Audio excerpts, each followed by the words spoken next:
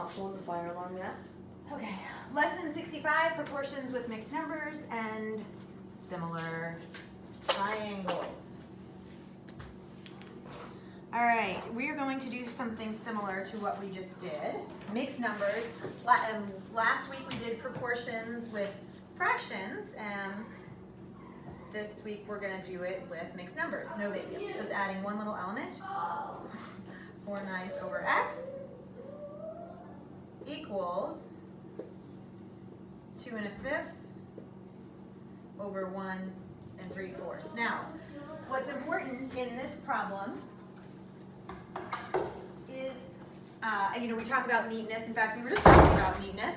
But this is a problem where it's really important. You want to keep these fraction bars in the same place, because it helps you clearly see the numerator and denominator when you have other numerators and denominators floating in there as well. So again, this is going to be one of our fun cross multiply problems. So we're going to multiply these together and these together and set them equal to each other. So that means we'll have 4/9 times, now when you're multiplying fractions, what do you have to do?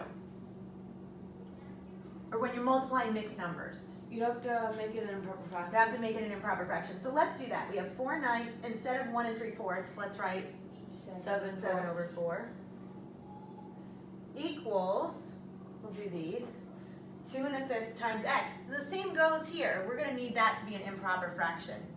2 times 5 is 10 plus 1 is 11 over 5x.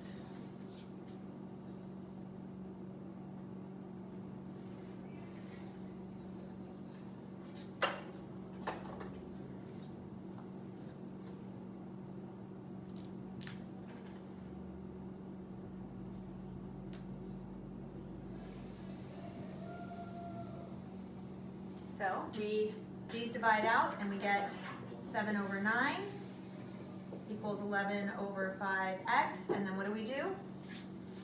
4 words multiplied by the reciprocal. So we multiply by 5 over 11. Those divide out. The x is still there. Multiply by 5 over 11.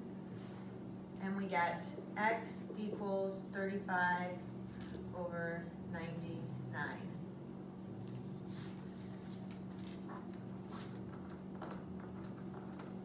I did it right. Yay! That does not seem hard to me. Nope, it didn't. A lot of times it's one tiny little thing that we can get hung up on. That's why we're always asking in math, what do you see, right? Because we can just look at this big, huge thing and think, I see way too much, but when you go, okay, I see a fraction, I see a mixed number, I see cross multiply, okay, then you start to be able to solve it, and that is the beauty of math. Let's just go right to C. Let's look at the triangles there.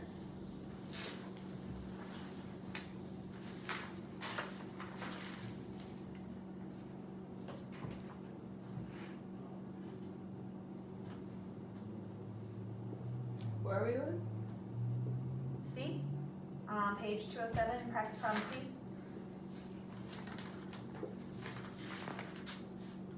These are similar triangles. What does it mean to be a similar triangle? Have the same shape. Okay. What do you mean by the same shape?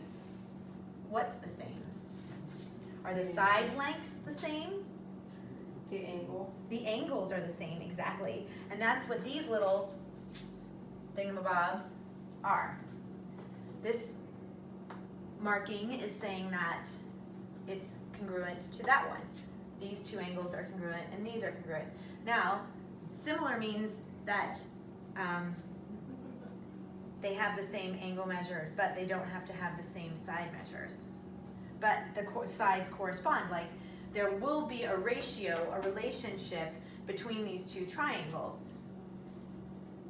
For If instance, one side will be longer than the other two. if this one is 2, 4, and 6, then, How would that and work? this one is 6, then this one would be 12, and this one would be, 18. that's right. And you found the pattern was multiply by 3, but this couldn't be 6, 12, and 19 or something. It's going to be the same ratio between corresponding sides. So that was basically the lesson just in your head. So let's look at how we would do the math.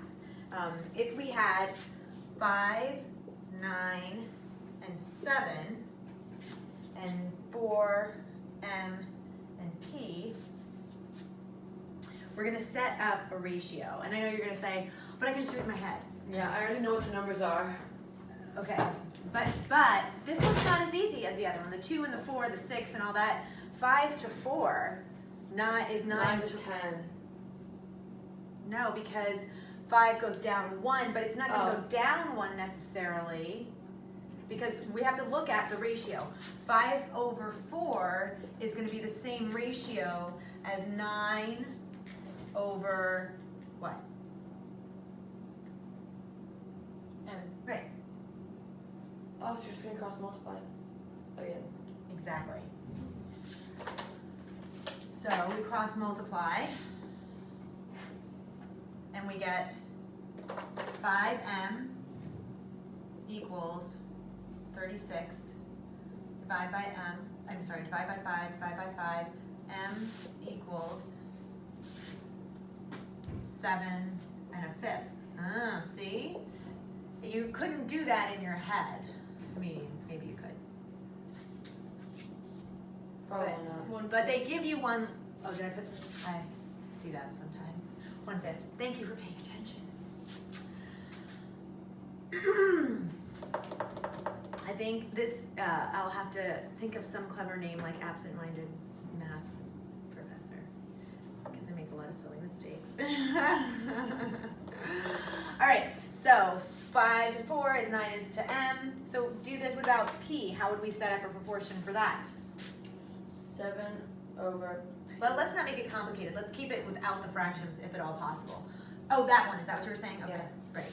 7 over P Times equals equals to 5 over 4. 5 over 4. Right, we'll just use the ones without fractions, right? Hello. So we cross multiply again, and we get 5P equals 28P 5.6.